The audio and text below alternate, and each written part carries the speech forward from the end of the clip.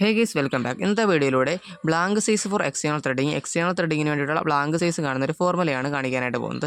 ഇവിടെ കണ്ടില്ലേ, M12 വിത്ത് 1.75 millimetre പിച്ചുള്ള ഒരു ഇതിൻ്റെ ബ്ലാങ്ക് സൈസ് എന്ന് പറയുന്നത് 11.80 ഫോർമുല ഇതാണ്.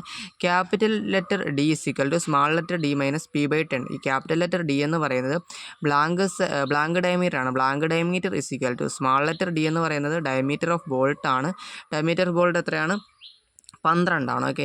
പിന്നെ പിച്ച് ബൈ 10. പിച്ച് എന്ന് പറയുന്നത് എത്രയാണ്? 1.75 ആണ്. 1.75/10 എന്ന് ചെല്ലുമ്പോൾ ഇവിടെ 0.175 കിട്ടും. സോ അങ്ങനെയാണ് ഈ ഒരു ഇതിലേക്ക് കിട്ടുന്നത്. ഓക്കെ, അപ്പോൾ ഇവിടുത്തെ ഒരു കാൽക്കുലേഷൻ നോക്കാം. Calculate the blank size for preparing M16 × 1.5. എങ്ങനെയാണ്?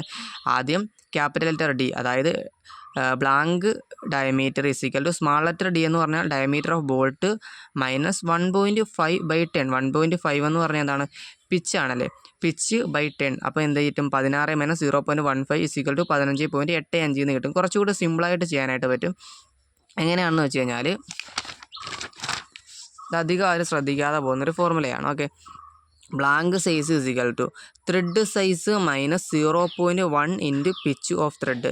ഇത് കുറച്ചുകൂടി എളുപ്പമായിരിക്കും ഇത് ചെയ്യാൻ വേണ്ടിയിട്ട്. പക്ഷേ ഇത് വലുതായിട്ട് ആരും ശ്രദ്ധിക്കാതെ പോകുന്നൊരു ഫോർമുലയാണ്. സോ ഇത് വെച്ചിട്ട് ഒന്ന് ചെയ്ത് നോക്കാം. Okay, thank